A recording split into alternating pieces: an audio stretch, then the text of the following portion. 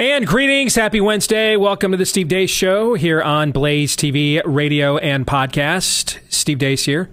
Still live from headquarters, the posh Blaze studios here in Dallas, Texas. I am heading out literally right after the show to catch my flight. So today's overtime will be Todd and Aaron only. Just going to warn you now, which means it could even be better than what you're typically accustomed to. Todd and Aaron are here as well, back home in our native Iowa. We'll be connecting with Todd Erzin and Aaron McIntyre here momentarily. 888-900-3393 is the number. If you'd like to connect with us, you can also do so via the stevedeace.com inbox. Steve@stevedeace.com is how you can email the program. That's DEACE. Like us on Facebook. Follow us on Twitter at Steve Deace Show, over on Parler at Steve Deace.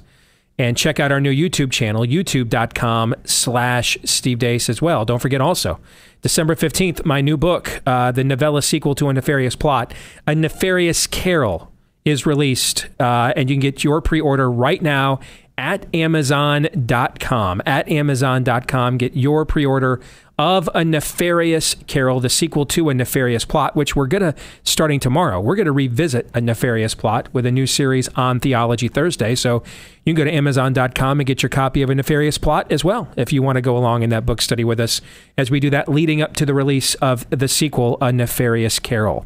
All right, so we'll get into all of that coming up on Theology Thursday, beginning tomorrow on the show.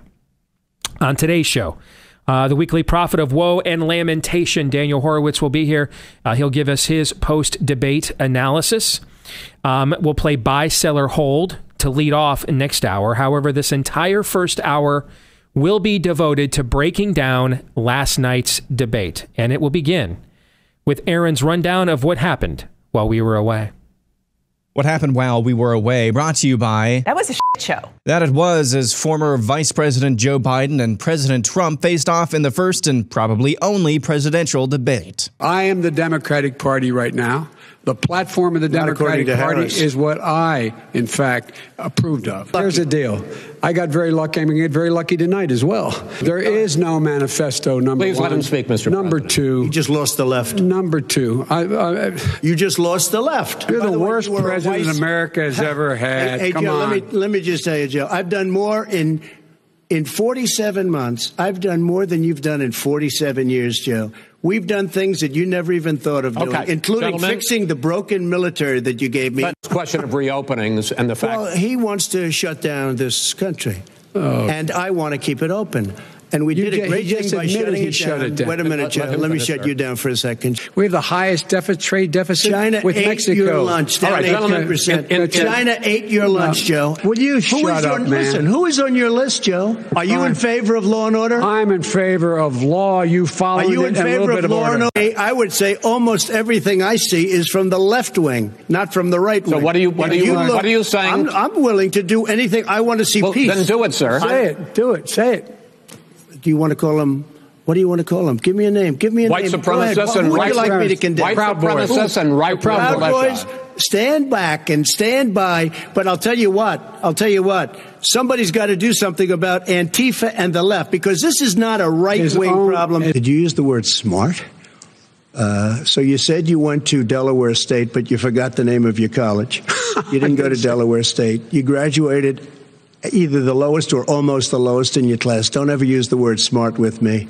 Don't ever use that word. Oh, give me a break. Because you know what? There's nothing smart about you, Joe. And now, reaction. A hot mess inside a dumpster fire, inside a train wreck. So, very simple question. After what went down this evening, do you think Joe Biden should participate in a second or third debate? Should the next two debates go on as scheduled? I wouldn't be surprised, by the way, if this is the last presidential debate. Should there be other debates? Are we really going to repeat this? Are we going to have another two of these? I think we have to hear from the Presidential Commission on Debates tomorrow. We can't do two more of these. Why are we bothering with a discussion of the rules, of format, of time limits, of moderators at all? Pollster Frank Luntz tweeted out reaction from his focus group of undecided voters last night. Biden should not have told Trump to shut up. Trump has rattled him, and it's not a good look for Biden. My group of undecided voters are telling me this is like reality TV, except it's the destruction of America that we're watching. Trump is in total control of the debate stage, but he's too rude to win over many new votes. I would like to use this debate to teach my students how to communicate, but I can't. It would be unfair to my students. My undecided group couldn't care less about Trump's personal taxes. They feel the tax code itself is what's wrong. The most common voter response I'm hearing so far, quote, "I'm so sad for our country." This debate has actually convinced some undecided voters not to vote at all. I've never seen a debate cause this reaction. And finally, Telemundo asked its Spanish-speaking audience who they thought won the debate. They said Trump won 66% to 34%. And that's what happened while we were away. Where to begin? Let's begin with this. Aaron's montage brought to you by our friends over at ScoreMaster. Did you know that the average American has about 97 points they can add to their credit score, yet has no idea how they can access them? Well, ScoreMaster is the new credit science that will super boost your credit score, and you can forget about just raising your score a few points, because the average ScoreMaster user is going to raise their credit score about 61 points in 20 days or less. How do they do it? Well, because they empower you with the information, complete and total transparency.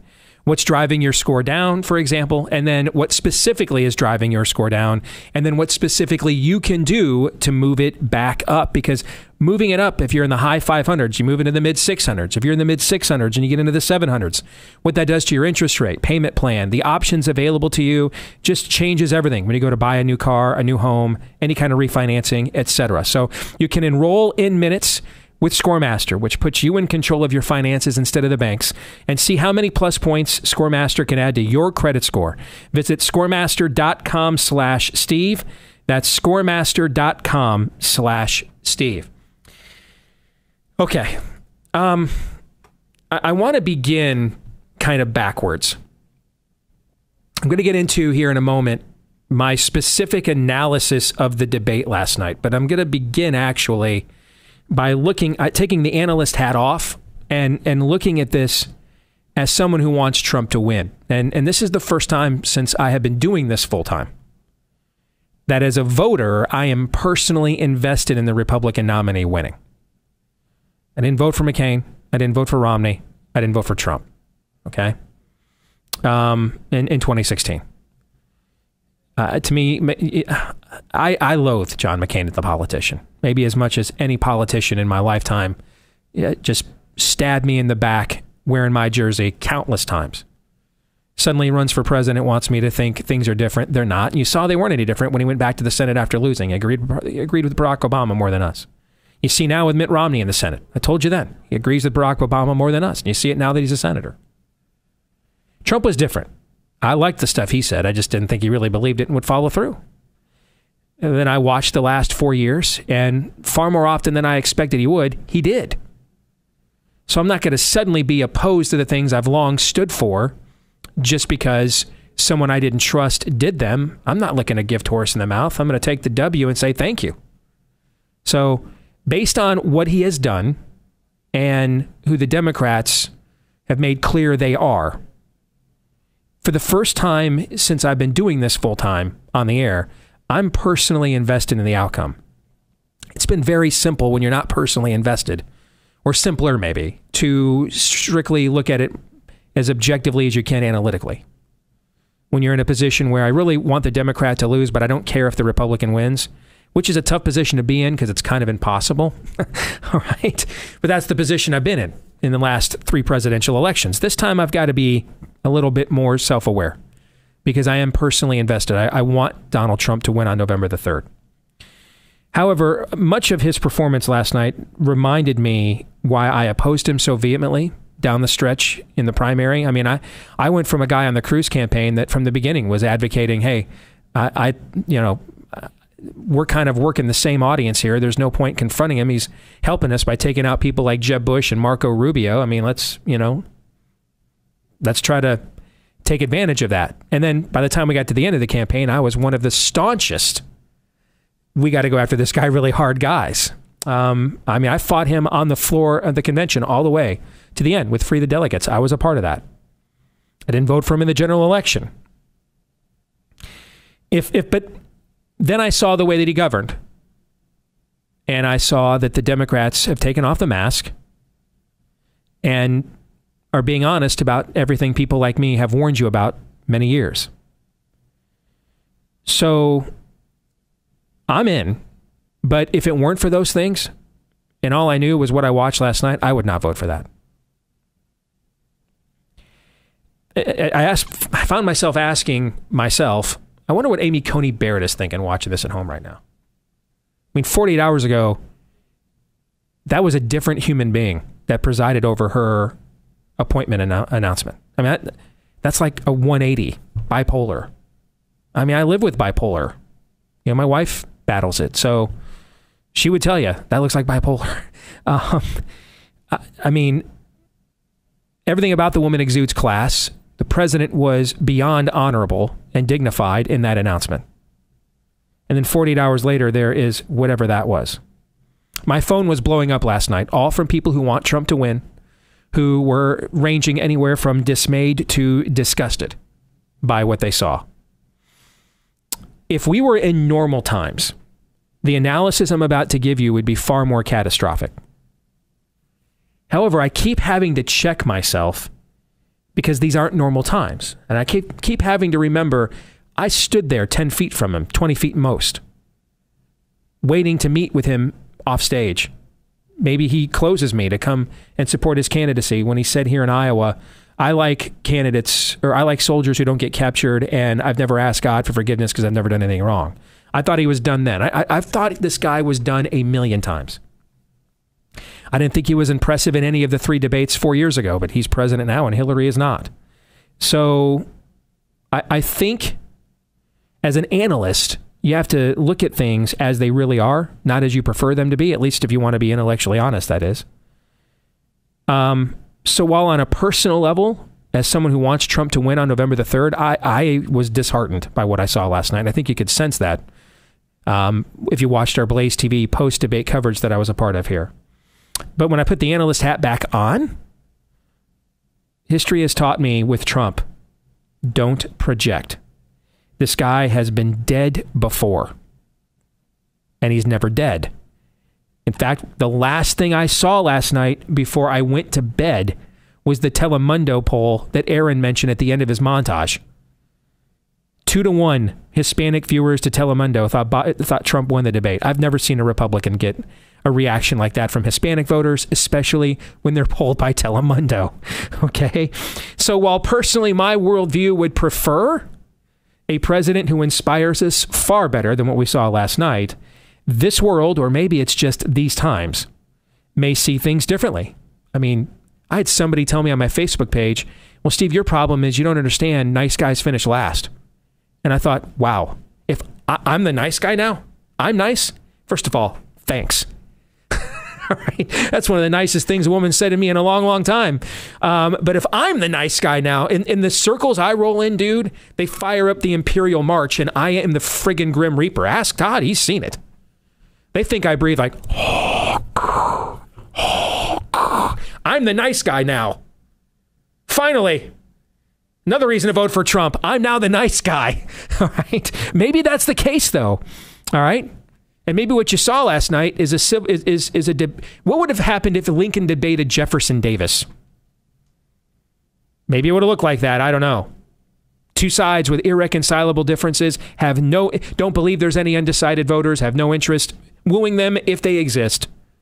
And it's just based off of spite for both sides. Maybe it would have looked a little bit like that, just with a far better moderator.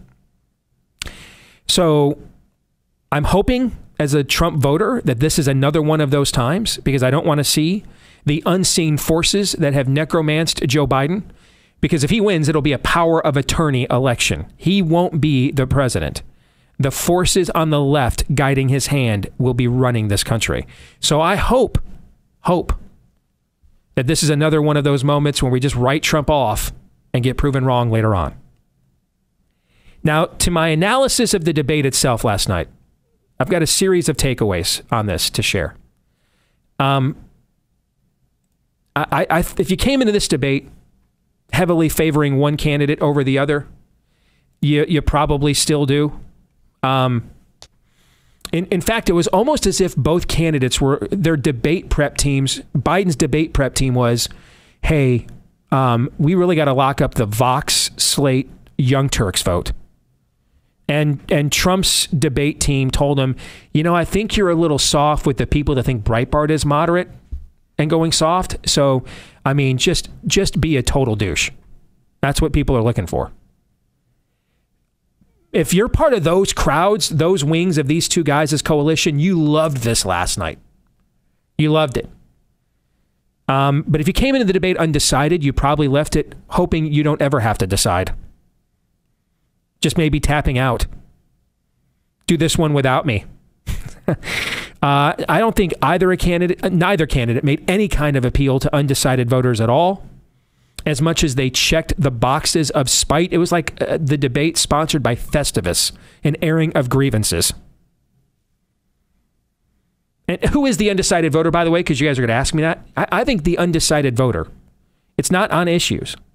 I think the undecided voter is somebody who would prefer not to turn the country over to whoever has necromanced Joe Biden, but is still unsure about giving the country back to Donald Trump. That's who I think the undecided voter is. Next, I think Trump missed numerous opportunities to better articulate his record, as well as hit Biden on issues that people actually care about, and Hunter Biden is not one of them. If Hunter Biden is guilty of everything he's accused of, enjoy a prison cell, and I'll happily lock the door, but it won't change a vote, determine a vote in America. That is a separate political or potential criminal issue that voters don't care about. Similar to Trump's taxes, they don't care about that either. Trump should have let Biden talk more, but kept letting him off the hook by not forcing the dementia to the forefront. See, I think Trump thought he would break Joe by pestering him the entire time. Except Joe Biden may be a shell of the man he once was, but he is still a man. There's still some testosterone there. And when he kept punching at him, that kicked in that testosterone and adrenaline. Go look at the first answer Joe Biden gave on an issue, and he's already meandering. You saw me tweet right away in the first 5 minutes, oh, Joe. Right away, first answer, slow out of the gate. But right after that, Trump just pounded on him over and over again. It was like giving Biden Adderall. Just kept waking up his testosterone, waking up his adrenaline. Where we have seen Biden's dementia falter on the campaign trail is when he has to talk specifics on issues. He can't recall facts, figures. He often gets issues wrong. Trump should have let him do that more. He kept helping him bury the dementia to the point that if I were on the Biden campaign, I would not do another debate. We got out of there without flashing almost any dementia at all. We ain't coming back. And I'm not sold on what they're vowing today that they're going to show up. We shall see. We're dealing with moral relativists here. All right. So if I were on their campaign, I wouldn't show up again. I wouldn't take the risk that Trump tries a new tactic and now I got to talk issues, especially like in a town hall format in front of a crowd where the moderator isn't in a position to nursemaid me along for an answer. I wouldn't show up for that. I got out of there for 90 minutes.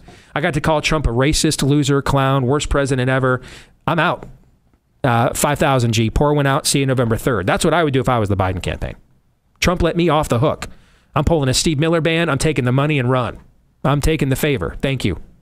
Take my chances with the electorate as it is November 3rd. You're on your own, pal. That's what I'd be doing. I thought Biden, though, also, and this is maybe what they're thinking, I think that he hurt his own case, that he's the adult in the room. I think instead of rising above Trump's rancor, he subjected himself to it. I just think if those suburban voters that don't like Trump, if they want someone who's going to call somebody names, they're going to go with the guy who does it while agreeing with them more on the issues. I'm sure, the Young Turks people, I mean, I'll bet that was just orgasmic, man. They had to, probably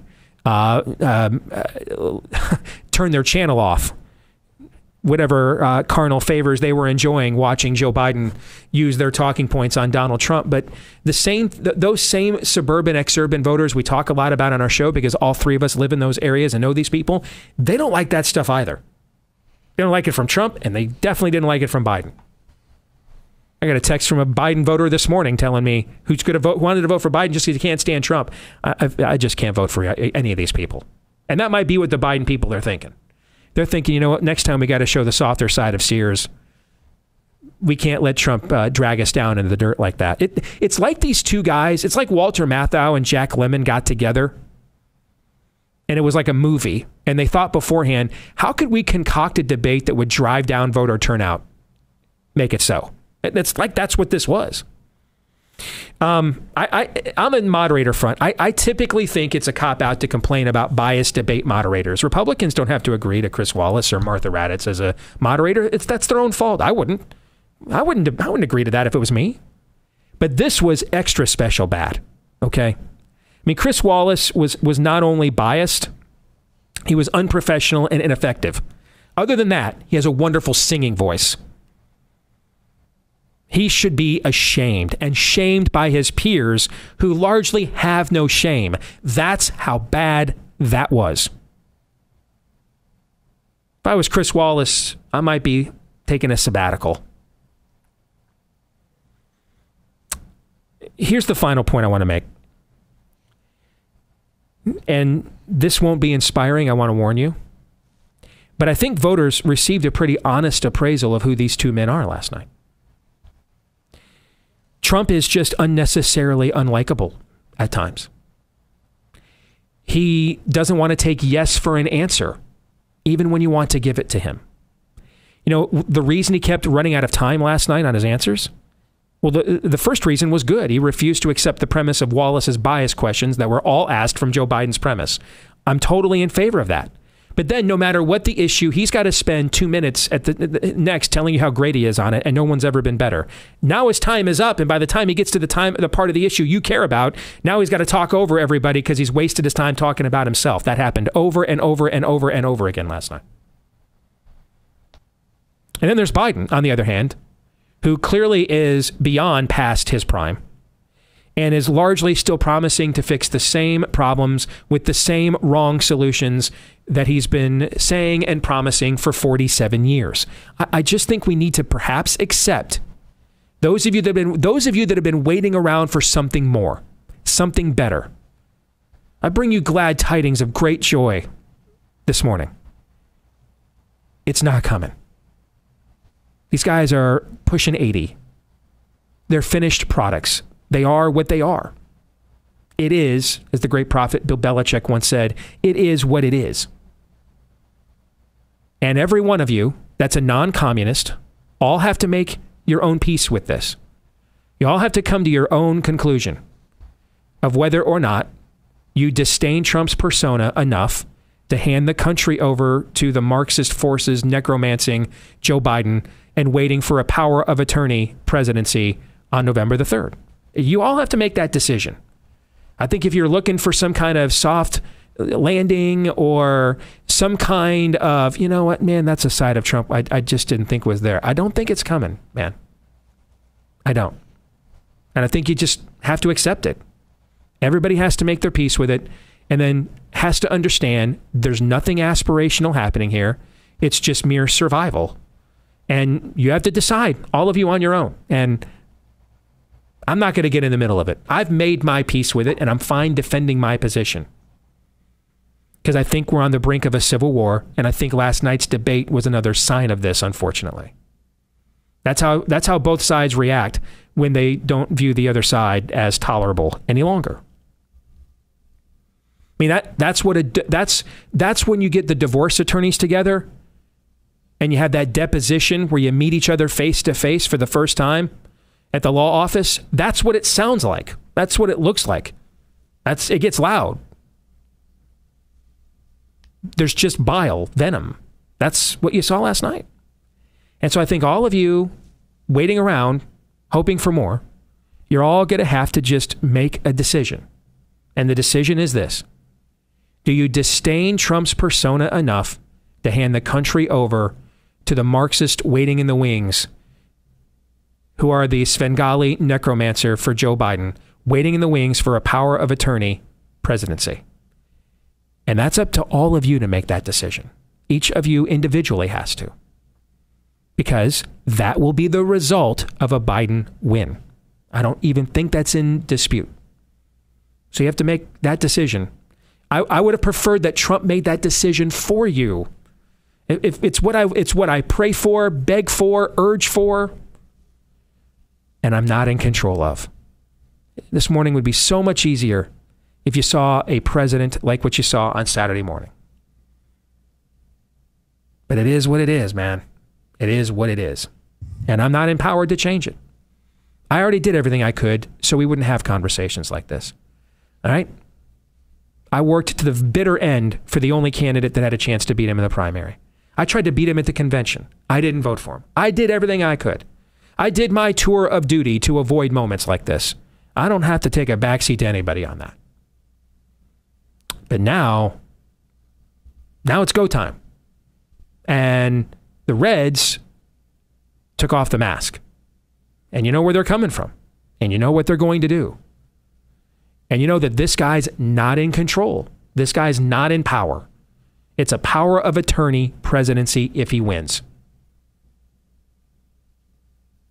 Other people not on the ballot that you're not voting for are going to be running the country, making the decisions. Probably a lot of the same people that were involved in Russian collusion, Ukraine collusion, and all the other scams we've been subjected to these last few years. I wish the choices before us were better. But they're not. But just because they're not inspiring doesn't mean they're not important. Because they have made no qualms on the other side about what they intend to do if they win. This isn't about conjecture or what's the limits of the lesser of two evils. This is, behold, I stand at the door and knock. If you open it, I will violate you. I'm telling you this in the open.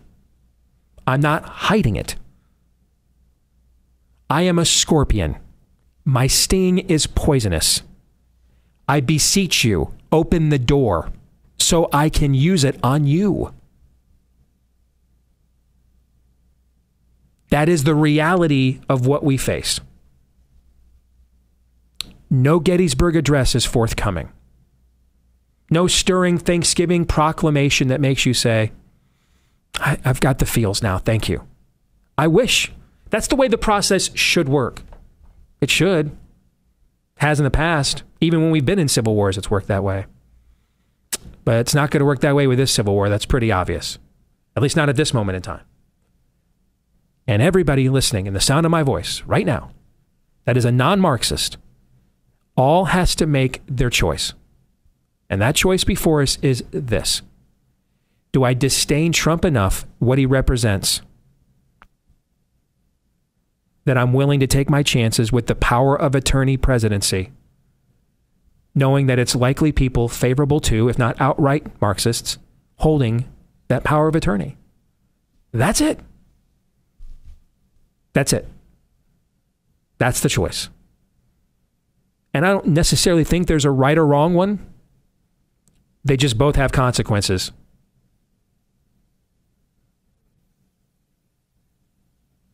And I think you have to make the decision which consequences you think are more dire for you and your family. So those are my thoughts. We'll come back. Todd and Aaron, what do you think? We'll let you guys react, respond next here on Blaze TV, radio, and podcast. So what does COVID-19 have to do with losing your home? Well, turns out it could be a lot. The FBI says cybercrime has gone up 75% since we went into lockdowns, went into our homes, did everything online, even meetings, work, more shopping online than ever before. And it gets worse because online is where a lot of our home titles are kept these days. The crime is called home title theft, and it's growing because cyber criminals have found the titles to our homes online. They then forge your signature on a quitclaim deed, refile as the new owner, And before you know it, you're off your own title. They can then own the home, liquidate the equity in the home, cash it out, forge your signature on more and more, stick you with the payments. Sometimes you don't find out until a late notice or even a foreclosure notice shows up in the mail. So what can you do about it? Well, you can go to Home Title Lock. They will protect your home's legal title. It's your most valuable asset, your safe haven. They'll put a virtual barrier around it, and the instant they detect any tampering whatsoever, they will mobilize to shut it down. But first things first, go to HometitleLock.com, register your address to see if you're already a victim. And then while you're there, use the promo code RADIO to get 30 free days of protection. That's the promo code RADIO at 30 free days of protection at HometitleLock.com. One quick thing, because I gave you an example, because I know you guys are going to ask me, hey, give me an example who you think these undecided voters are. Give you an example, you're going to ask me, hey, who are the, what are these opportunities you think Trump missed? I want to go to the white supremacist question. Why didn't Trump just simply turn to Joe Biden and say, last week I declared the KKK a domestic terrorist organization, which he did. It's fact. Last week I declared the KKK a domestic terrorist organization. Joe, when you were vice president, you went to the funeral and eulogized the former Grand Cyclops of the KKK, Robert Byrd, as a friend, mentor, and guide. So forgive me, excuse me, if I'm not going to take lectures on racism from you, Joe. That's an example. In the first 5 minutes, the president was hammered on pre-existing conditions. Last week, he put out a healthcare plan that said they're going to cover all pre-existing conditions. He never mentioned it one time. Once. Those are the sorts of opportunity costs that I think cost the president last night. So now I throw it back to y'all back home there in Iowa. Todd and Aaron, the floor is yours. Happy Warrior, just like I said. Okay. Listen, we didn't set the bar too low for Biden. The bar was perfectly low. He had no shot at winning. Just like I said, this was Trump's to win or lose. He could have named the score. It's obvious. He chose not to. I'm with Steve. It hasn't changed my thinking at all on my vote, but I'm not going to spin this in any way. People, the world's against him. No, don't care. I don't care.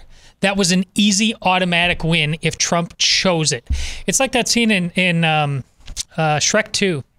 Donkey, can you not be yourself for 5 minutes? 5 minutes. You just had to be something else and the win is yours for an hour and a half. And you lasted like 2 minutes. The tone and everything with the Amy Coney Barrett answer was nice. And then you just started drifting. And not because Joe was doing anything effective. He had no possibility of doing anything effective. That was obvious to everybody. And nobody's making any effective claim otherwise. It's just they don't want to have that debate now just because you gave them all the reasons not to tolerate. Quite frankly, if I'm Donald Trump, you shouldn't be doing another debate. If you cannot, if it's not within you for whatever reason to be a grown-up in these settings, just don't do it. It's not really a Joe Biden thing. It's a you thing. I hear everything Steve said about what's at stake with this election and why you would choose him. Of course, that's all right. But just in terms of analysis, appalling effort by you, President Trump, last night. Appalling. My 16-year-old daughter was sitting there watching. Like, do we still have other choices? My wife, the same thing.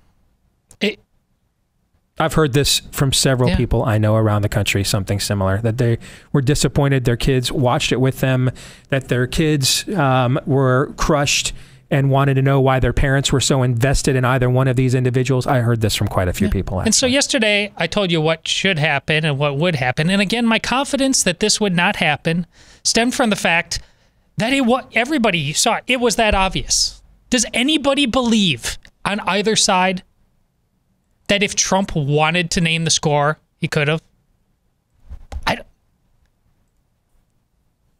Please, fight me on this. Anybody. It would have been that easy if he decided to, and he didn't. Which means, again, we're, at best, many days with Donald Trump, we're in the deer hunter at the Russian roulette table. He just happens, as often as not, to fall on our side in a way that's never going to happen with the other side. They're actually trying to kill us. So we just have to go with that. But it's just not better than that on a lot of days. That sucks. Yeah, I was trying to. I was just kind of overwhelmed last night. I mean, there was a moment, especially when Trump started talking about Hunter Biden and Beau Biden was brought into this. It's just, you cringe. You just cringe so hard at that moment. And there were just so many moments of, well, that's a snappy one-liner and that's a great put down, but like I said, he brought up ventilators. Oh yes, that's right. Inject ventilators into my veins. But the bottom line is, as I said yesterday, debates aren't hardly ever remembered for their substance. They're remembered for the style, and the style of yesterday was. I mean, Jake Tapper was right, probably for the wrong reasons, but the style yesterday was just like, Lord have mercy. What is this here? I mean, it is a flaming heap of garbage. And that's what the whole debate was. And I'm trying to, because I wasn't even sure what I thought about who won or who lost, because I just thought it was a stalemate with maybe a slight lean to Biden. So I started looking around the spectrum, and I realized the only undecided voters are really those who are along the lines of what Luntz was saying with his focus group of undecided voters.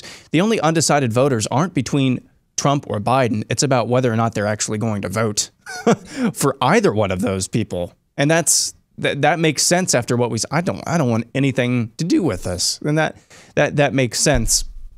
I will say, however, the incessant, obnoxious nature of what Trump pulled last night, I'm sure, invoked a response of pity and sympathy upon Joe Biden. The thing is, though, is that people don't vote for a candidate because they feel sorry for that candidate. Mm-hmm. They don't vote for a candidate. Now, it can boomerang and they can vote against the other guy because they just hate him so much.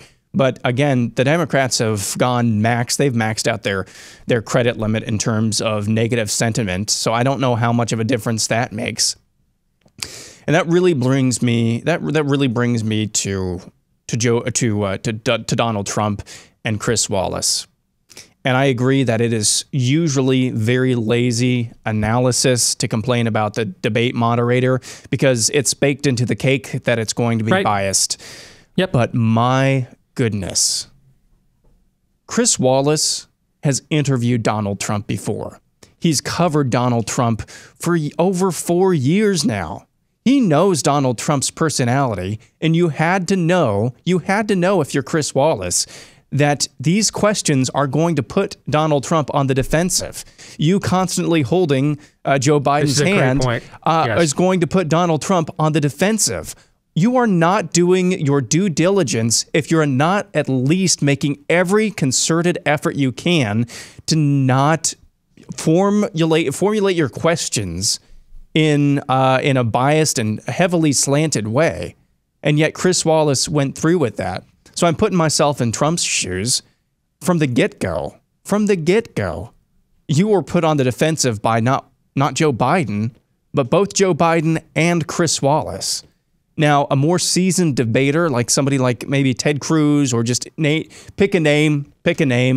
A more seasoned debater might have been able to handle that with a little bit more class and dignity. But Donald Trump is Donald Trump. The point you made earlier, he's a finished product.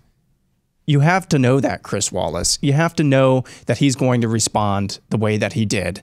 And if you're Donald Trump, I'm sorry, that's the only way. I think he responded really the only way that you could. Because if you don't attempt to absolutely control, even if it means being obnoxious and hated, if you do not control that, you're going to get rolled with the questions, and they weren't questions. They were more attacks from Chris Wallace. They were postulations. Postulations from Chris Wallace. And Chris Wallace was not a moderator. He inserted himself into the debate last night. And so I think Chris Wallace is as big of a story. I see everybody saying, well, but we need to send Chris Wallace to a spa. No, he's not the biggest problem, because those two guys still went after each other, but he is 1A or 1B, I'm sorry, 1B when it comes to the negativity of last night. So I think he has as big of a role to play in what we saw last night as anything whatsoever. Aaron, the point you just made there, I think, is freaking brilliant. And I hope the audience really absorbs it. That this isn't Chris Wallace's first rodeo with Donald Trump. He was the moderator of, I think, the very first GOP debate that Fox did in the 2016 primary, for example. That was the bleeding out of her whatever debate, if you remember that one, all right, with Megyn Kelly. He had to know going in that if you start every question from the premise of a Democratic talking point, for example, climate change. Mr. President, what are your views on climate change? And what policies would you like to see towards that end? Instead, it was, his 3-minute position on climate change. You have to know Trump is not going to accept the premise of your question. You have to know this. So do you want Trump to debate you, or do you want the people at home to be watching and learning what Trump thinks? So one way, ask them an open-ended question and you get that answer. The other is making yourself the candidate. That is a great point. He should have known going in how Trump would react to these things, and that he just further instigated whatever that was last night. Yeah. And he never let his foot off the gas. He did this on every issue. I remember when he said, well, I'm going to get to an issue you want to talk about, sir, the riots. And then he threw in Tulsa, comparing Tulsa to Chicago. Remember this? Yep. Okay. Everything he did, everything he did last night was was a postulation of the other guy's premise on every issue, which only added to what we saw from those two. That's a great point, Aaron. And I want to make it clear that doesn't necessarily absolve Trump of the douchery, but I mean, no one was an adult last night. But what you're talking about, the testosterone, that cuts the other way as well, especially when you have somebody like Trump, who's actually, compared to Biden up there on stage, Biden was up there and pale. I don't know if you noticed that as well. Pale. Mm-hmm. Trump actually had color in his face. I mean, nobody was an adult. That's absolutely right. But the thing about, testosterone picking up, that cuts both ways. And Chris Wallace did no favors whatsoever. I don't understand the debate coaching of Rudy Giuliani and Chris Christie. I mean, Rudy Giuliani went from the front runner in the 2008 campaign for the GOP nomination to the guy that kept skipping states because he couldn't win any. And then you look at Chris Christie, his one great debate performance cost him his candidacy. That's when he kamikazed Marco Rubio in the New Hampshire primary debate. You guys remember that? But he was such a douchebag to Rubio. Yeah, he hurt Rubio tremendously. But he was such a douchebag in the process that it cost Christie his own candidacy. It was a kamikaze run. Those were Trump's debate coaches. And you could definitely see their influence coming out last night. I mean, that looked like some Rudy Giuliani random call to Fox and Friends, and combined with Chris Christie's, kamikaze debate performance in New Hampshire 4 years ago.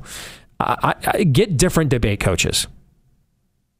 I would do that as well. Or maybe they just hire the people that are going to incentivize the way he wants to behave. I don't know. But ultimately, somebody has to be an adult. And your point about Wallace should have known going in that approaching every issue from these premises was going to stoke this, was going to provoke this, and that is exactly what happened. Todd, you want to respond to that? I don't disagree, and I think it's funny that I'm the one. I didn't even mention Wallace, even though I'm journalism is magical and not at all broken. He was actually worse than I thought he was going to be, which is saying something. He's bad, but okay, then spin it and just start debating Wallace and again marginalize Joe as utterly irrelevant, just keeping over there, drooling on him. At some point, we need to ask him to, not this show again, but good grief. I said yesterday, I don't remember Trump having a great debate last time. I'm not even sure if he had a good one. And now, after 4 years of this, and again, when the obvious answer was the joyful warrior on behalf of the American people and the things that matter to them and the things that they're scared of, and you just couldn't or wouldn't do it. You could have made Chris Wallace wear that over and over and over again, which marginalizes both him and Joe at the same time. We had 2 minutes out of 90 that were competent from the current president of the United States. 2. It's our country. I'm doing this at local school board meetings. I'm doing it all over I'm tired of all of you, Republican or Democrat. It's ours. Stop effing with it at every turn. You are destroying it. And yes, Donald Trump, you more than anybody else deserves to hear that today. I am sick of all of you. You suck at this. It's un-American at every turn. I want my damn country back. And if it comes down into a dark alley, I don't know who's going to end up winning or losing. I'm going to make sure you hurt, though. All of you. I promise you that.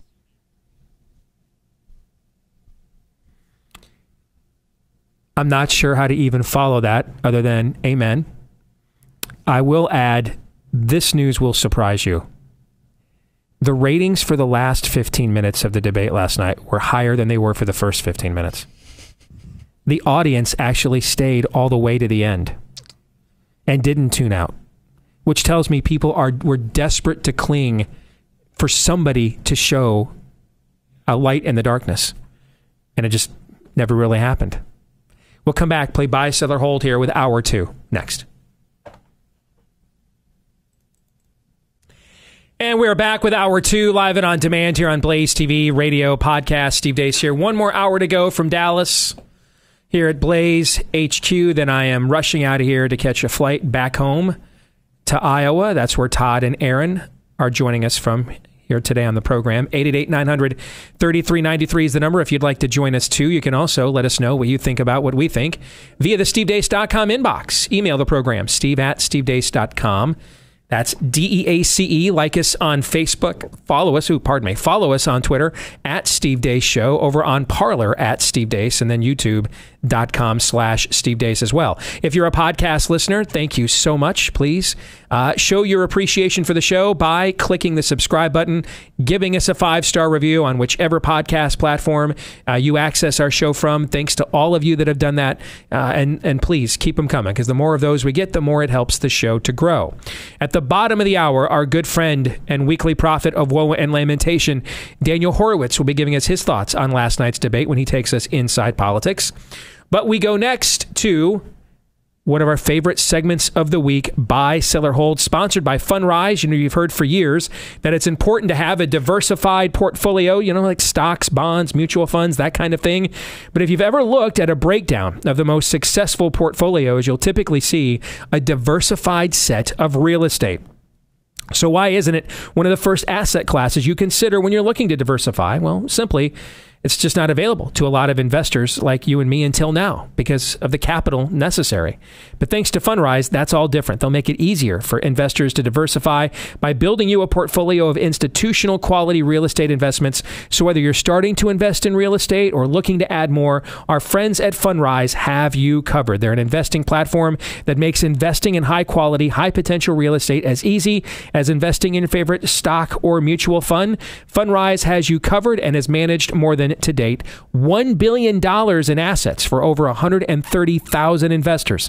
And since 2014, Fundrise has averaged an 8.7 to 12.4% annual return for its investors and has paid out more than $79 million in dividends alone. So start building your better portfolio today. Get started at fundrise.com/Deace. That's DEACE.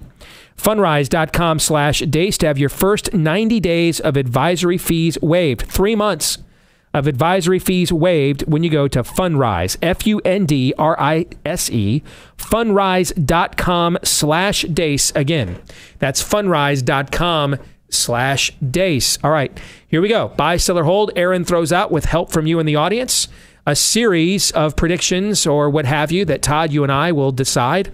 Opinions, maybe. Are we buying that? Are we selling that? Since it is 2020, the year of uncertainty, we are suspending the hold cap. You can use as many holds as you need to, because this year is one that, frankly, we would like to hold. All right, you guys ready? Aaron, fire. All right, we'll start with Ryan Ben, who says Roberts will join in a majority opinion to overturn Roe for the sole purpose of assigning the main opinion to someone other than Thomas or ACB. I'll sell. I don't think that will have anything to do with the opinion that he'll give. Well, first of all, you have to call the question of Roe. They have to be willing to give cert to a piece of legislation that confronts it. And we don't have really a piece of legislation working its way through the federal courts at the moment that I'm aware of that does. So that's number one. Number two, then they have to be willing to grant cert. Then number three, I think Roberts would go the way of the majority of the court. So I'm going to sell on that analysis. Every bit of it. I'm going to sell as well, but I think this comes from a place of understanding that Roberts is too smart by half, and what he tried to do with the Obamacare, and was it a tax or not a tax. So I think that's the premise it comes from, and it's a premise worth considering, but overall, I don't think that's going to happen. Up next, we have John Edicott, who says Mount Rushmore of rock and roll vocalists: Freddie Mercury, Robert Plant, Brad Delp, and Steve Perry. I mean, Steve Perry is arguably the most underrated rock vocalist ever, but he doesn't belong on the Mount Rushmore. But who's the Delp guy? I think it's inspired. I'm trying to remember, actually, now that you mention that. Who is that? I don't know. Who is that? Aaron, do you know? Yeah, I remember Boston. Oh, that's... Oh. Well, I mean, Boston, okay. I mean, great band, but... That dude had great range, but the fact that that's in our age group, Todd, and we both asked ourselves, who is that? Yeah. That's going to be a negative for me. I'm fine with Robert Plant. Oh, yeah. Absolutely. I'm fine with. I'm okay with Freddie Mercury. He would be probably on the edge of being one of my four. If I was debating who my fourth was going to be, I mean, I think in his prime you have to have Roger Daughtry on there. In his prime. I mean, it's kind of sad. It's several years ago when they did the Super Bowl show, him and Pete Townsend. I mean, he can't hit like any of those notes or anything anymore. But I mean, in his prime, I mean, that's what made the Who such a great band. You could make an argument that every member of that band belongs on a Mount Rushmore list at their respective position. Certainly Keith Moon is there's not even a debate. He's on the Mount Rushmore of drummers. That's not even a debatable point. You could debate on whether Townsend belongs on there, but you wouldn't laugh at the idea. I would argue you couldn't debate that Entwistle belongs on the list of bassists. So I certainly think Roger Daughtry belongs on that list. So I've got him. I've got Plant. What's the term he used? Is it frontman? Mount Rushmore of rock and roll vocalists. Oh, vocalists, yeah. You want to take another stab at this? Well, I see where he's going with just it, not in the totality, just the voice and the voice alone. Mm-hmm. I don't know. It's you know, on second thought, I might go with I'll go with this decision with Perry. Maybe I'll do that, just because his vocals are just remarkable on every one of and the range as well. You know, from the classic power ballad to Wheel in the Sky. So I'll go ahead and put Perry on there. Here's my issue with Steve Perry, because I love Steve Perry Journey. I think I've told you guys before, the first 2 CDs I ever bought were Big Daddy Kane, It's a Big Daddy Thing, and Journey's Greatest Hits at the Music Land at Southridge Mall in Des Moines, Iowa. Okay? Those were the first 2 CDs I ever bought when we made the transition from cassette tapes. I just, freaking hated Oh Sherry, and I still hate that song. That was like his one solo hit. You remember that song, Todd? Do. I freaking hate that song. I hate it. Hate it. Hate it. It's so annoying. And so maybe I'm having a hard time getting over that, because when I look at the rest of his body of work, it's pretty spectacular. So, okay, I'm okay with it. So I've got Mercury, I've got Perry, I've got Plant, and I've got Daughtry. I'm going to go with those 4. All right, moving on to David Schoen, who says Jerry Springer would have been a better moderator than Chris Wallace. Yeah, I'll buy that. I think it was more in his wheelhouse. So I'll buy that. Sure.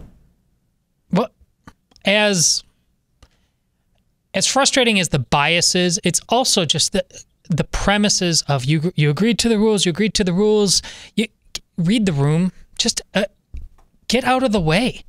Just get out of the way. That's as bad as the bias is more baked into the cake at this point with all those guys, including half the Fox News tribe. But that nonsense, why are we doing? Why are you even there anymore? Let's just have it mano y mano, especially with these 2 guys. There was just no point to try to keep the monkey cage clean last night, because that's all it was. So in other words, Jerry Springer, hey, commenso festival, right? Yeah. If we're going to go, we're going with go with a smile. Yeah. We're going down. Yeah, okay. Sugar, we're going down swinging. That would have been Jerry Springer's MO if he were the moderator last night. I hear you. Okay. Up next, Luke says the Chiefs in the 2020s will cover the spread more often than the Patriots did during the 2010s. I'll sell. Defense isn't good enough, I think, and if you're going to see inflated spreads too, which just beg for backdoor covers. So I'll sell. I'll sell because this again, Chiefs, great, amazing. Let's slow your roll on this a little bit, as just you're a fantastic team, but you just compared yourself to the Patriots dynasty for an entire decade. This is what even humble guys like Kurt Warner, he won that one. Oh, we're gonna win it's hard to keep winning. It's really hard. Yeah. All right, so take it from a guy who's the fan of a team that has had back-to-back the 2 best quarterbacks in their franchise's history, arguably 2 best quarterbacks of their era back-to-back, and those guys each have only won 1 Super Bowl so far. It is hard to keep doing it. Yes, people keep talking about the last guy. We've never seen an athlete like he's the nicest guy. You can't help but root for him. But we've always had the next generation of the next gen. We haven't seen the Eagles quarterback who took over for Jaws. I can't remember his name. Randall Cunningham. Same thing. I mean, we talk about the next. There's always that guy. He's so fun to watch. He's so good. And then you got to do it again. And you got to do it again. And you got to do it again. So just on the preposterousness slow your roll. Comparing yourself to the greatest football dynasty in NFL history. Can you just maybe win the next Super Bowl this year? If this was the next 3 years, I might have bought and compared it to any run of 3 years against the Patriots, I might have bought, but their salary cap. I will add, it is interesting to see how the Chiefs are becoming the craw in everybody's side now. That's kind of funny. I'm not annoyed. I enjoy watching them. I don't hate them yet. Up next is Sniper BBB. I just thought that was a bad take. That's all. Up next is Sniper BBB, who says, if people, especially celebs, couldn't use third-party tax preparers, a flat tax or similar plan would get overwhelming support. Preach. Bye. Yeah, it's a great take. Up next, Twit Madness says Mandalorian will suffer from a sophomore slump. I like the trailer. I have to sell just because I need this to not be true. Yeah. Okay, I'm going to sell. That was my reaction as well. On hope, man. I need this to not be true. Okay, so I'm selling. And I actually think, well, it was undeniably good that first season. I think it left almost purposefully. Left a lot of meat on the bone. A lot of the great, because it wants to sustain itself. Agreed. You can't go it's really hard if you just pack it all into one season and make it just, I guess Star Wars did it with Empire Strikes Back. But then look at what happened I mean, we talk more about how Star Wars sucks now these days, okay? They're just playing it smart. It was good enough to be really good and fun. I think greatness is absolutely in the cards to come, and they were smart not to just try too hard, like clearly a lot of people have. Up next, we've got F.U. Paladin, who says Easter candy is better than Halloween candy. Sell. Because you don't have things, as much as I love my Cadbury mini eggs, but you don't have things like the caramel apple Milky Ways that are insanely good. The pumpkin Kit Kats that are insanely good. All right, so you don't have all the pumpkin stuff at Easter, so that's already a sell.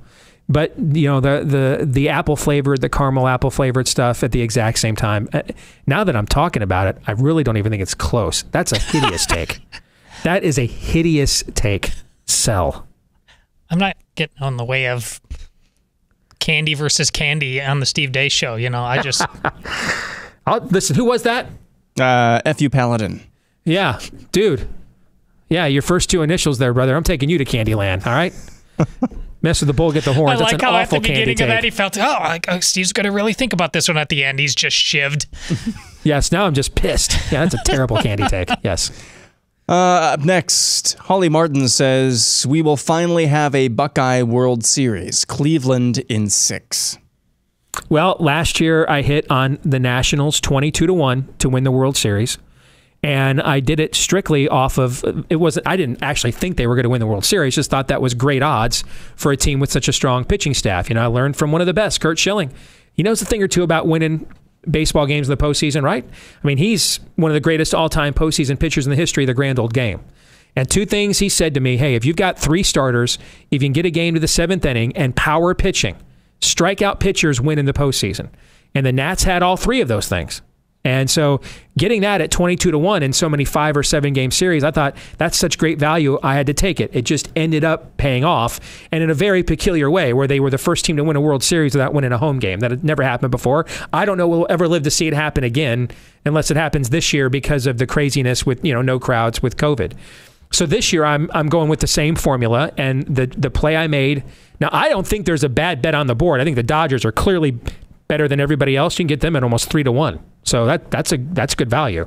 But I'm playing the Indians 20-1 because, like the Nats last year, they were number 2 in the league in ERA, number 1 in strikeouts. Okay. Now I know they took it. They got shelled last night going up against the Yankees and their number 1 starter. Well, who's the Yankees' number 2 starter? Who's their number 3 starter? I mean, that's why with that lineup, would they finish like 5 games behind the Rays in the division, Todd, or something like that? So. We'll see what happens tonight, but I'm on the Indians. That's my play this year. I'm going back to the well like I did with the Nats last year. I'm going to take the team whose pitching staff says they should be getting a lot better odds than 20-1. So I'm going to play the Indians. I already have. Well, I've got to sell. I mean, you're not... If you're right about this is, picking Cleveland versus Cincinnati in this year. I mean, man, Steve should. If I do this 2 years in a row, what are you doing, Todd? If I do this with the World Series winner, if you do 2 years in a row, what are you going to do? Well, no, I mean, you're good at this. But I'm telling you, but you're not picking Cincinnati versus Cleveland. That's what this guy's doing, right? Oh, yeah. I mean, if he does... Although Cincinnati, it has a similar profile with their pitching profile and their odds. They're a good value bet as well. This is baseball. If he pulls this off, you should be calling him on a weekly basis, Steve, for what he knows. Because calling your shot in baseball in general, let alone when you've got double the teams in it, wow. Hey guys, buy, sell, or hold. Harvard will come out with a study showing hydroxychloroquine is an effective prophylactic against COVID. Todd, buy, sell, or hold. I know what you're doing here. I see. I'm picking up what you're laying down. It happened. I know. Like 2 hours ago.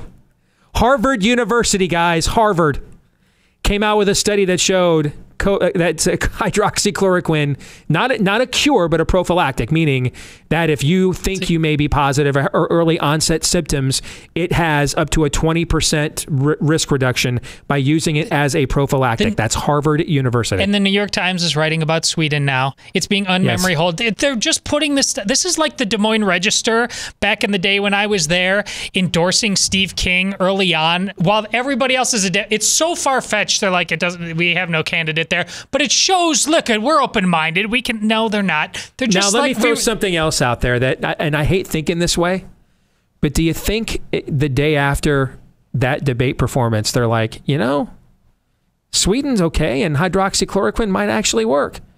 Because you got to know they want to start the power of attorney presidency off with one hell of a first quarter economic growth. Yeah, well, absolutely. Yeah, but that's my thing. I hate thinking that way, but do you think that's interesting timing? That's all I'm saying. It's interesting timing.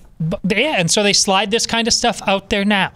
Yeah, and they So see, we were never against this. We're following the evidence, and the evidence said, hey, Sweden didn't have a second wave. Hydroxychloroquine is at least a prophylactic. Hey, we just followed the evidence, guys. That's all that we did. Yeah. Okay. Up next, we've got Raymond Fava, who says all of Steve's election/poll analysis is meaningless because this is a novel election. Kind of a play on we're throwing out the laws of virology. Oh, I like it. Now, I have to hold. It could be true. That could actually be true. That we are we're 3 seconds from Fort Sumter. And so a lot of embedded, I wouldn't say laws, but embedded precedents, traditions, just aren't as valid and meaningful as they otherwise would be. So I think it's possible that is true. I could see that. So you know what? I'll even buy it. It's possible that is true. I even hinted at this at the top of the show, didn't I? And normally I would say, dude, we're freaking toast after last night. But how many times have I thought Donald Trump was toast the last 5 years? And here he is running for re-election. So I think there's at least some merit to this, so buy. I'm selling because of what Steve has done this last year by telling you, admitting to himself, and then telling you, and I'll say, and this was in the vein of Socrates, understanding how he knows how much he doesn't know on this.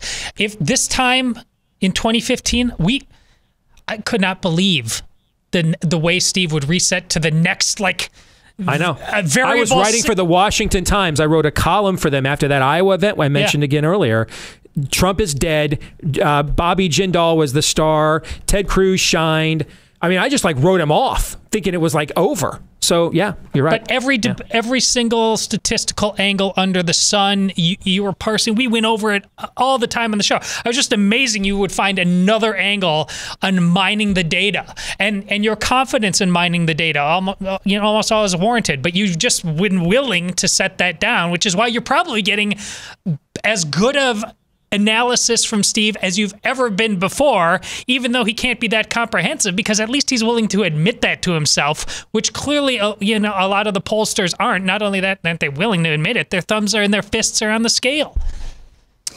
Next, we have Caleb Google, who says the over-under of total Big Ten games canceled because of COVID is at 6.5. And so we have 14 teams times 8 guaranteed games. What is that? 72 games or 112 games, right? Yep. 112. Am I right? Yeah. Let's say you're right. Was it just canceled or was it rescheduled? Canceled. Because they're not going to be able to reschedule these games. There's no buys. Yeah. Okay, so there's not going to be. It's all consecutive weeks, so there won't be any reschedules. Right now in college football, about 15% of the games so far have been canceled or postponed. And so I think the Big Ten will be lower than that because of the daily antigen testing. We'll avoid all the waves of contact tracing, but I still think it may be higher than 6.5. All right, so I'll go over. I'll take the under because I hate all this. I hope you're right. This is a great way for Rutgers to cancel its season. Yeah. And they're playing 8 games by themselves, so they'd be over just on Rutgers. Yeah, okay. Todd says, notorious ACB gets confirmed before the Wasps in the studio get killed. Right.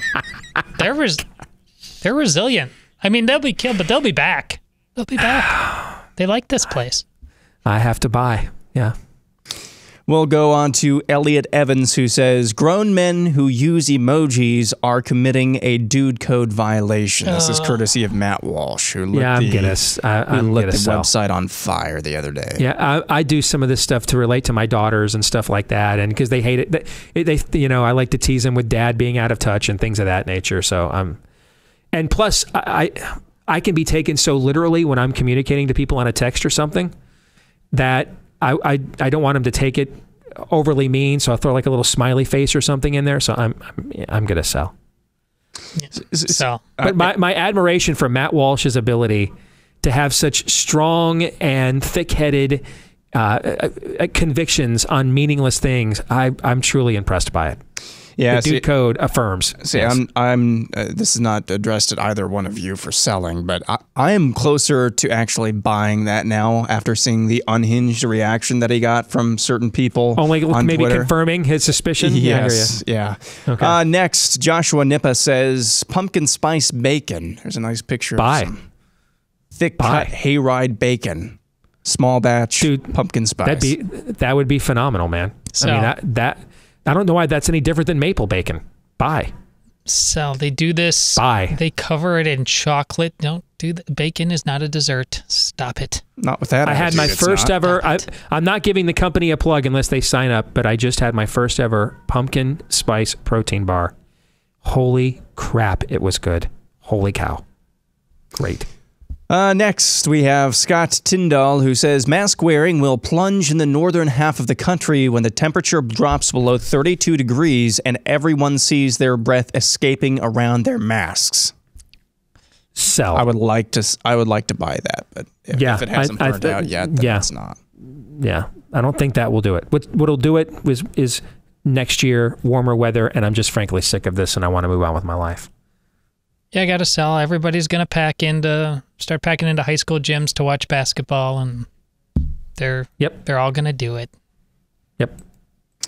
Let's see. Let's move on to some submissions on Parler. We got through those a lot faster than I thought we would. Patrick Walsh says, after last night, Fox's ratings will slide and OAN will be the benefactor. Sell.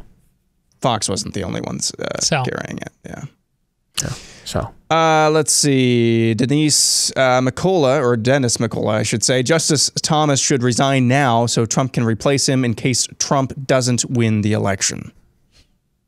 So. I see what you're thinking. Yeah. I think I don't think it's a terrible idea, but I think it's too late now with Ruth Bader Ginsburg's passing, so I'll sell. Yeah. Let's see. Keith Rickard says the top 5 most underrated first basemen of all time: Fred McGriff, for Will Clark. Let's do these one at a time since we don't have them on screen. Okay. Fred McGriff, I'm okay with that. Todd, you okay with that? Yeah. Did he ever get his 500th home run? Remember, he was chasing it, right? Did he ever get it? Wasn't he? Was he like right on the line? Like, because I can't remember, because the debate was, would he be the only 500 home run guy that didn't get in the Hall of Fame? Right. Okay. All right, so we both agree on McGriff. For Will Clark. Absolutely. Still the prettiest swing, maybe. When I make myself or my son on my MLB The Show game, I always use Will Clark's swing. Still pretty. Yeah. 3, Keith Hernandez. Sure. That's a great pick, too. Yeah, both for the Cardinals and the Mets. Yeah, you bet. 2, John Olerud. Olerud. Yeah, Olerud. Olerud. That's okay. That's before your time. I wouldn't put him ahead of any of the guys we just mentioned. I agree he's underrated, but I wouldn't put him ahead of any of the guys we just mentioned. He does not feel like he's ahead of them. Yeah, so I'm going to sell on that one. And 1, Dick Allen. Allen. Yeah, you're talking about a guy who was an MVP for the White Sox back in the 70s, I want to say, when they wore the powder blues. I think that's what he's talking about. So if I'm right about that, then yeah, I think you got 4 out of 5. That's a pretty good list overall. Good job by you. He doesn't feel like number 1, though. No, I would have had probably Keith Hernandez or one of the people we already mentioned, number 1. Yeah. Right. Tiny Johnny says the sign of revival in California will be thousands of pigs running into the Pacific.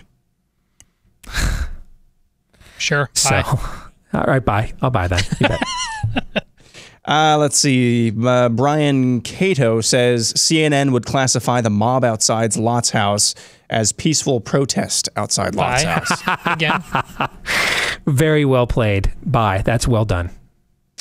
Let's see. Cole Price says James O'Keefe of Project Veritas will have to go into hiding before Ilhan Omar flees to Somalia. I could see him having to do that depending on the outcome of this election. I could see that. Yeah. I mean, I could see him whatever you think's going on in California with David Daleiden, I could see him being a far bigger target. So I could buy something like that. Yeah. Yeah, and she won't have to go all the way back to Somalia. She's got plenty of places to hide just within that city up there. Joni's Land says the college football national championship game will be delayed 3 weeks due to players testing positive for COVID. They'll decide to play it the weekend before the Super Bowl. Sell. You got, right now, I don't think that's inconceivable. But right now, a lot of things would have to move, NFL draft schedules and everything else, to make that occur. So this is one of the reasons why these conferences are all rushing to get their seasons in, pardon me, to build a resume for the college football playoff, because there's a tight window there to fit all of that in before the calendar flips to the NFL draft.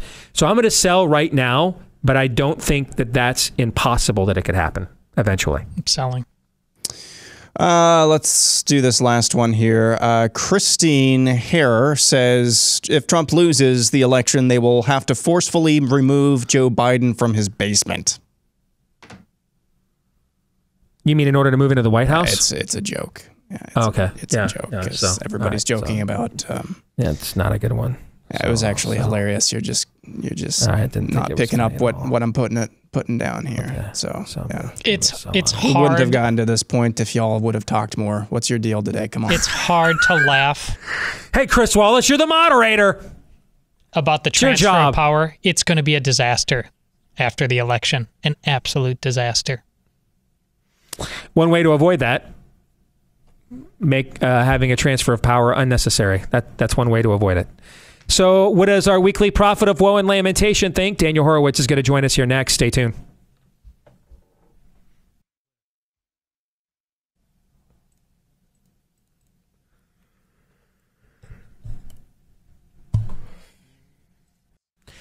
You know, people do all kinds of nice things for their dogs, walk their dogs, run with their dogs, play with their dogs. But you know what your dog could really use?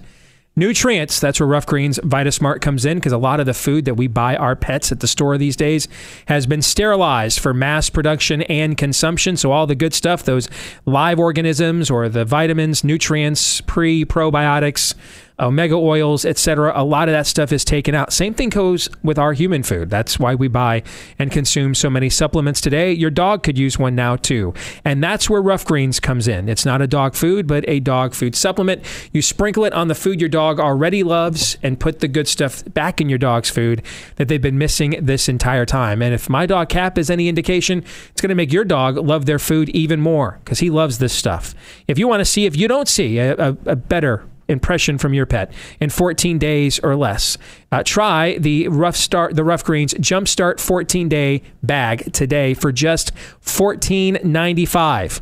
Again, just $14.95 when you go to roughgreens.com/blaze. That's RUFF for roughgreens.com/blaze. Again, that's roughgreens.com/blaze. Let's bring in our weekly prophet of woe and lamentation, the man himself, Daniel Horowitz. So, Daniel, the three of us have given all of our analysis on last night's debate.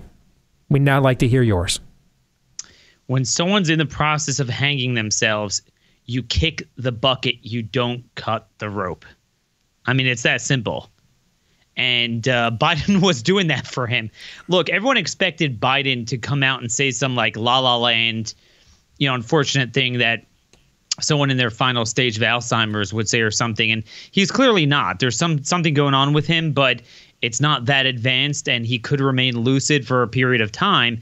But there's lucid, and then there's the ability to look into a camera and articulate your position rapid fire on various issues in a dynamic way that Trump clearly is capable of doing that.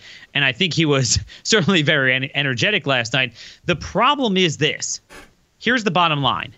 Trump was never cornered on a single issue last night. Biden was cornered on every single issue. He was forced to run away from defunding the police, from the rioters, from the new Green Deal, from packing the Supreme Court, and from lockdowns. That one really shocked me. That, to me, was the biggest news of the night. He ran away from it, even tried to accuse Trump of shutting down the economy.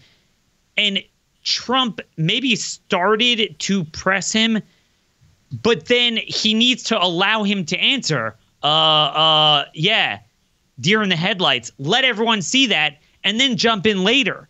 Instead, he jumped in with Hunter Biden, jumped in with all sorts of stuff, and he wouldn't let the guy talk. So the problem is, what bothers people, this election boils down to this. What bothers people about Trump is his personality, right? That's 100%. What bothers people about the Democrats is their radicalism. You need to spend every minute of your airtime obfuscating your weakness, aka your erratic personality, your perception of being a bully, and you have to accentuate Biden's weakness, which is being radical. You could also have not being lucid too, and both of those would have been accentuated by making him defend himself. And the minute he tried to defend himself in a very indefensible way, Trump kept just talking over him. That, to me, was the biggest thing.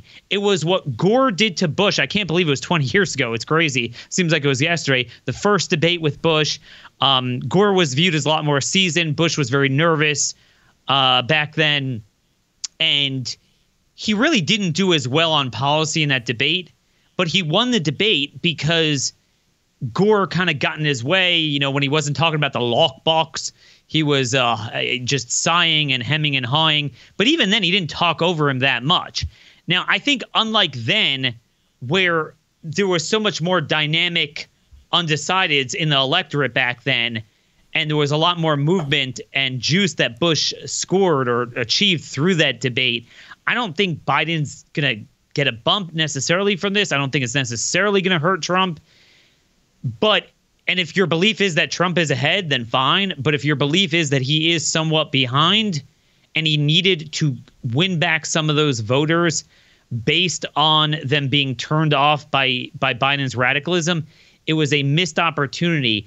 And again, that was embodied in the single most important policy line of the debate, which was Biden saying, I am the Democrat Party. The Democrat Party is me now. To me, that is something he could hang around his neck every single radical thing every Democrat has done and has said. And he had, despite our colleagues criticizing Chris Wallace, and there's what to criticize, but he gave him ample opportunity to do that. He gave him ample opportunity. Some of the questions were actually very good. And he bailed Biden out numerous times. Trafalgar Group, which was the by far the most accurate battleground state pollster in 2016, a GOP polling group, heading into last night's debate, had Trump, it was close, but narrowly behind in every key Rust Belt state that he had to win. But within their margin for error, but still behind. So if people had to go out and vote today, after what they watched last night, because I said this earlier, this is almost like Walter Matthau and Jack Lemmon got together to do a movie about how two cranky old boomers could purposefully do what they could to drive down turnout. That if you loved Trump coming in, you loved the fact that he checked every box and brought up Hunter Biden more than tax cuts, defeating ISIS, and Roe v. Wade, which he said wasn't on the ballot, bizarrely. If you loved Joe Biden coming in, then you loved the fact he looked at Trump and called him a racist and a clown and the worst president ever and a liar, because it seemed like these guys played to respective flanks in their own base over and over again. But if you're an undecided voter, and I view an undecided voter in this election as not on issues, but somebody that would prefer not to turn the country over to whoever's behind Joe Biden, but isn't yet sure about giving the country back to Donald Trump for another 4 years. They're looking for some kind of reassurance from these people. I mean, I could see those voters, if the election were today, I'm not voting for either one of these guys. I just not voting. We'll just see what happens. If the election were today, what would happen? Look, my view is that Trump is behind, albeit well within winning territory, not as much as some of the pollsters or media are portraying it. But I think ultimately, if you believe that's the case, then at the end of the day, the guy who is behind is harmed by that, because, it's just no runs, no hits, no errors. You run out the clock, and that's what it is. The guy who's ahead is going to win. So to me, so that brings me to my follow-up question. Go ahead. I'm sorry. I just want to say, Steve, I'm not trying to say he blew himself up. I think everyone understood that's what Trump is. I don't think there's anything new there. I think in general, over the last generation, the importance of debates has really plummeted just because of the constant exposure of the candidates. It used to be back in the 60s and 70s. That was the big event. That's when you saw them. Not so much anymore. I just think it was a missed opportunity. Do you agree with me, by the way, that that's who the most likely undecided voter in this election is? That they're not driven by issues, they're driven by reassurance. Okay? They're driven, exactly. Okay, yeah, I mean, all right. They don't like his personality. To them, his personality was kind of new 4 years ago. Agreed. But it's also, I don't think Biden helped himself as much as he probably should have given Trump's performance, because he took the bait, calling him a racist and all this kind of. If I want a douchey president, if I'm a suburbanite, you and I live in places like where these voters are located. That's why I know who. That's why I think I have a good handle on who they are. If these people wanted a douchey president, they just vote for Trump because they agree with him more on the issues than they do with Biden. You know what I'm saying? What they want from Biden is somebody aspirational, somebody that makes them, not ashamed to have their kids watch a debate or the news.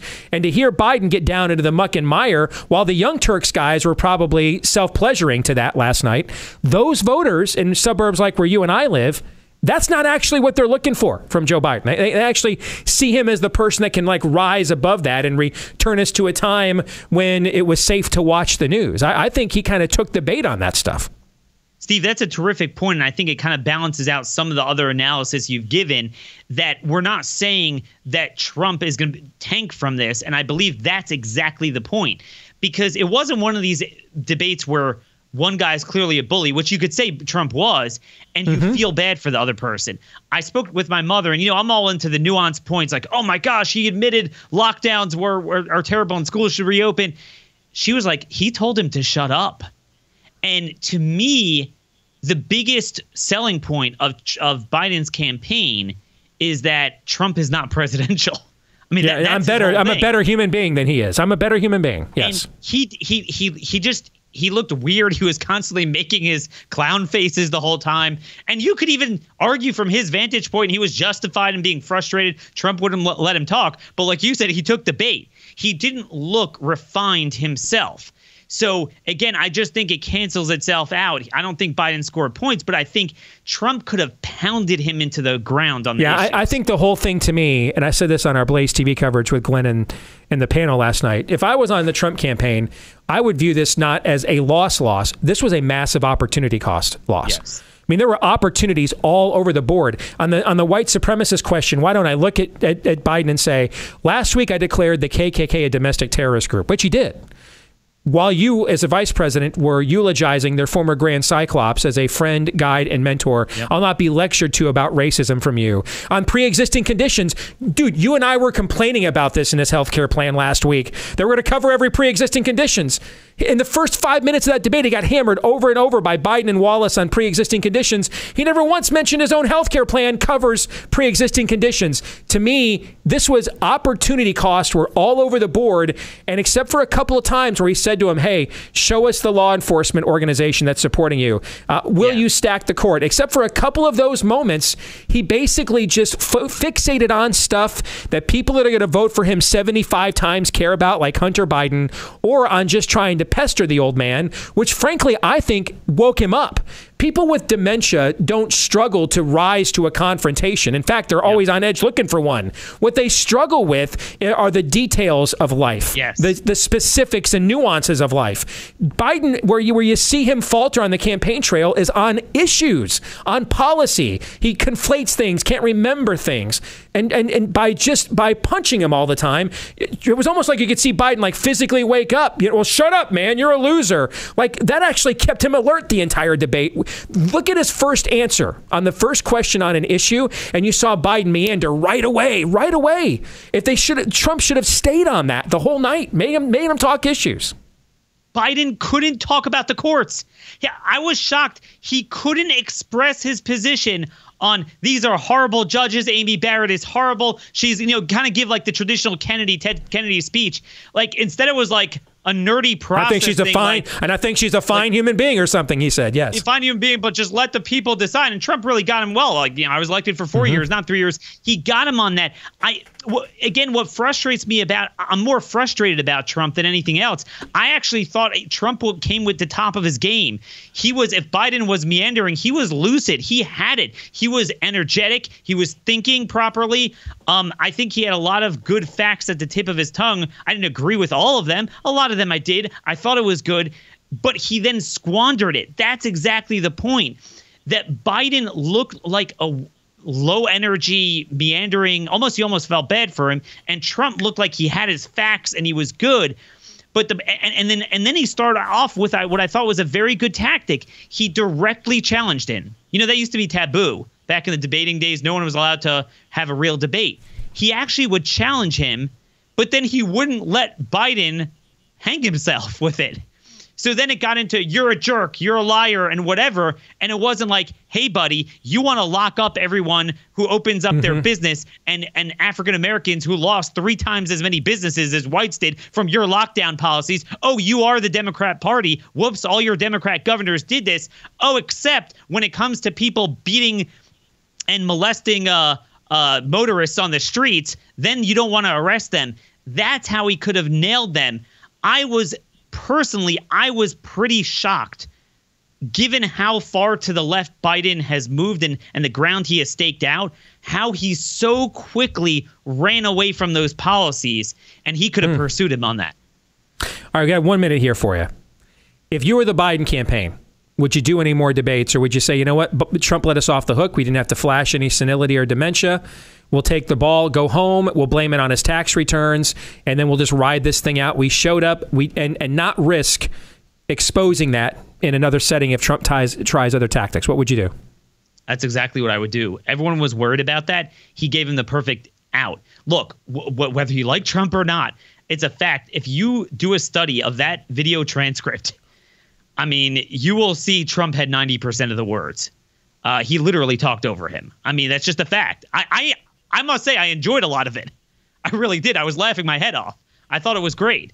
But at the end of the day, you gave him his out. The idea is if he doesn't bail on it for Trump, just next time, just let him hang himself. Just kick the bucket. Don't cut the rope. Great stuff, my friend. Thanks for joining us as always. All right, take care. Take care. All right, that's our good friend, the weekly prophet of woe and lamentation, Daniel Horowitz. Gentlemen back there in HQ, you have any thoughts on the conversation we just and Daniel's analysis we just heard? Well, while you were talking, there's this, and it applies to that last bit you had. The Commission on Presidential Debates says it will add new tools to maintain order to the upcoming debates after the chaotic first contest. So basically, it's going to get worse. Yeah, they're going to apply COVID lockdown logic to presidential debates. That's going to work. Yeah, I think the general sentiment from basically everybody is it's a stalemate, and a stalemate means that Joe Biden it didn't necessarily win hands down, but it means that he at least got a leaning win somehow, because he didn't show up and he didn't keel over on stage there. It's a stalemate, a missed opportunity for Donald Trump, and that's unfortunate. Maybe there will be more debates. I am highly skeptical because of all of the reasons that we've laid out, not only today, but in past days as well. I'm skeptical that another debate is actually going to happen, but a missed opportunity altogether. All right, that's going to wrap me up here from Dallas over the last couple of days. I want to thank the whole team here. Again, they just do a tremendous job hosting us, and had a blast yesterday. I mean, it was a long day. It was a taxing day doing all those shows, but it was fun to see Glenn and Stu and Pat and the whole team here. Got to meet Chad Prather for the first time, do a show with him yesterday. That was a lot of fun. So just a great time, and want to thank everybody here at The Blaze for hosting again and being gracious and making it happen. Todd and Aaron are going to take you home with the overtime right after this show for our Blaze TV subscribers. For the rest of you, hopefully I make it back home safe and see you back in Iowa tomorrow. Until then, John 3:17.